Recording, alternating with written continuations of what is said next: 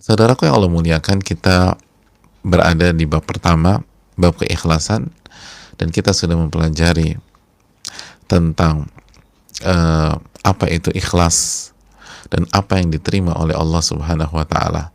Kita sudah duduk bersama dua ayat dari Al-Qur'anul Karim yang dibawakan oleh Al-Imam An-Nawawi rahimahullahu taala.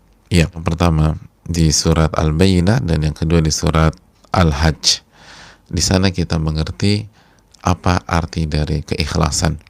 Lalu setelah kita mengerti hakikat ini, kita diajarkan oleh Allah Subhanahu wa taala bahwa yang sampai kepada Allah itu bukan fisiknya, walakin yanaluhu at-taqwa minkum, namun yang sampai kepada Allah adalah ketakwaan dan keikhlasan kita. Apa yang dikatakan oleh para ulama kita seperti Ali bin Abi Thalib radhiyallahu taala anhu, bahwa jadilah kalian orang-orang yang lebih fokus memperjuangkan diterimanya amal-amalnya dibanding fokus pada amalan itu sendiri. Jadi harusnya fokus terhadap diterimanya amalan itu lebih besar daripada fisik amalan itu sendiri. Jadi bukan meremehkan fisik, karena kalau niatnya bagus, niatnya ikhlas, niatnya mencari wajah Allah, maka dia akan berusaha sesempurna yang dia bisa. Maka ini adalah sebuah solusinya. Tenang aja, yang nyampe bukan fisiknya, yang nyampe walakin yanaluhu taqwa minkum, keikhlasan dan ketakwaannya.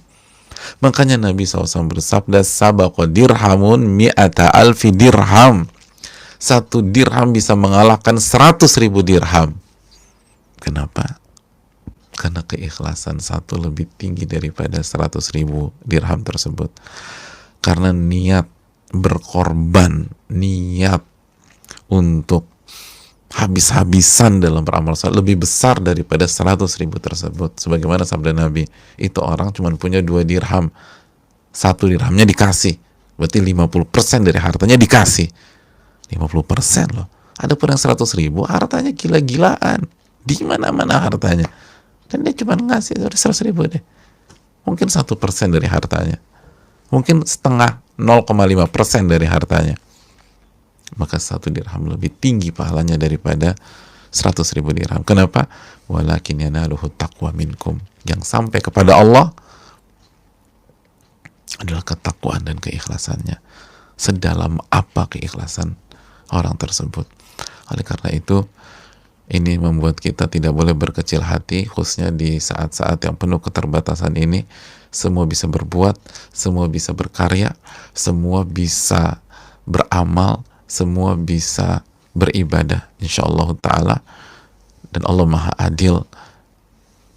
Yang sampai adalah keikhlasan kita, amalan hati kita, dan ketakwaan kita. Bisa jadi sekali lagi yang nyumbang 5.000, yang nyumbang 10.000, pahalanya lebih besar daripada yang nyumbang 1 atau 5 atau 10 juta sekali sumbang. Saudaraku yang Allah muliakan, qala Allah azza wa jal, qul in tukhfu ma fi sudurikum aw tubduhu ya'lamhu Allah. Beliau membawakan surat Ali Imran ayat 29. Katakanlah, wahai Muhammad, in tukhfu ma fi sudurikum aw tubduhu ya'lamhu Allah. Katakanlah wahai Muhammad kepada mereka, jika kalian menyembunyikan sesuatu di dalam dada-dada kalian, atau kalian perlihatkan sesuatu tersebut, ya'lamullah, niscaya Allah mengetahui semua hal tersebut. Wa ya'lamu ma fis samawati wa ma fil ard, dan Allah mengetahui seluruh yang ada di langit-langit dan seluruh yang ada di bumi ini. Wallahu ala kulli syai'in qadir, dan Allah maha mampu atas segala sesuatu. Sebuah fakta yang sangat mahal dan mewah sebuah fakta yang disampaikan oleh Allah Subhanahu wa taala bukan hanya di satu ayat, tapi di beberapa ayat di dalam Al-Qur'anul Karim. Sebut saja surat At-Taghabun ayat 4 persis dengan ayat ini. Allah berfirman, ya'lamu ma fis samawati wal ard, dan Allah mengetahui seluruh yang ada di langit dan di bumi. Wa ya'lamu ma tusirruna wa ma tu'linun, dan Allah mengetahui apa yang kalian sembunyikan dan apa yang kalian perlihatkan dan tampakkan. Wallahu alimun bidzatis sudur, dan Allah Maha mengetahui apa yang ada di dalam dada-dada manusia. Saudaraku yang Allah muliakan, sebagaimana surat Al-Hajj ayat 46, ketika Allah Subhanahu wa taala berfirman, fa innaha la ta'mal absar, sesungguhnya bukan mata yang buta, sesungguhnya bukan mata yang buta, walakin ta'mal qulubul lati fis sudur, namun yang buta adalah hati yang ada di dalam dada. Ayat ini menunjukkan bahwa ketika Allah berfirman, qul in tukhfu ma fi sudurikum, katakanlah jika kalian menyembunyikan sesuatu di dalam dada kalian, itu maksudnya di dalam hati kalian. Apa yang kita sembunyikan dalam hati kita? Au tubduhu, au kalian perlihatkan, kalian tampakkan. Ya'lamhullah, Allah tahu semua. Tinggal pertanyaan, seberapa yakin kita dengan ilmu Allah ini. Allah tahu semuanya.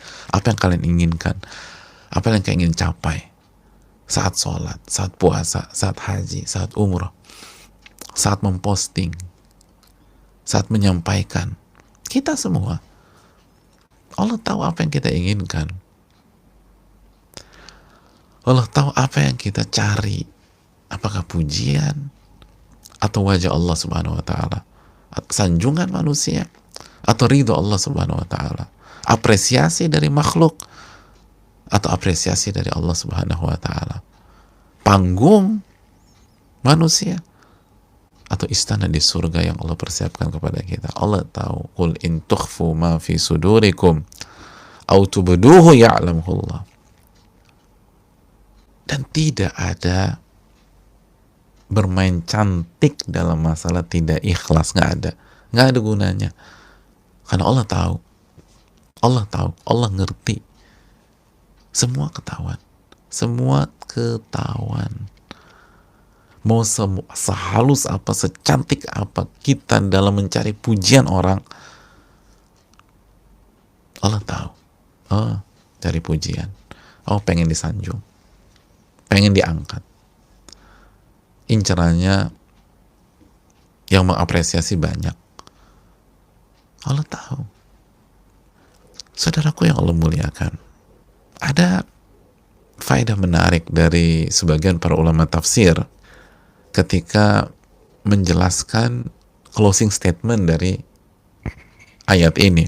Allah mengatakan, wallahu ala kulli syai'in qadir, Allah maha berkuasa dan maha mampu atas segala sesuatu.